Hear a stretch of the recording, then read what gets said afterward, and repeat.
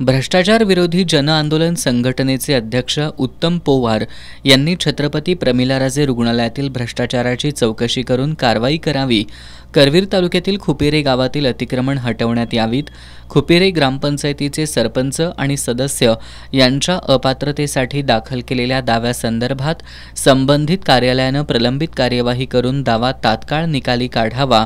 खुपिरे आणि चिंचवडेमधील गायरान तसंच शासकीय रस्त्यावरील अतिक्रमणांबाबतची मोजणी तात्काळ करून क-पत्र तयार करण्यात यावीत, खुपिरे इथल्या मोजणी अपूर्ण ठेवणाऱ्या मोजणी कारकुनांवर जिल्हाधिकाऱ्यांच्या आदेशाचा अवमान केल्याबद्दल शिस्तभंगाची कारवाई करावी, शासकीय सेवा बजावत असताना खासगी प्रॅक्टिस करणाऱ्या डॉक्टरांचा नॉन प्रॅक्टिस अलाउन्स वसूल करावा, खासगी प्रयोगशाळेतील प्रतिनिधींना रुग्णालयात प्रवेश बंद करावा,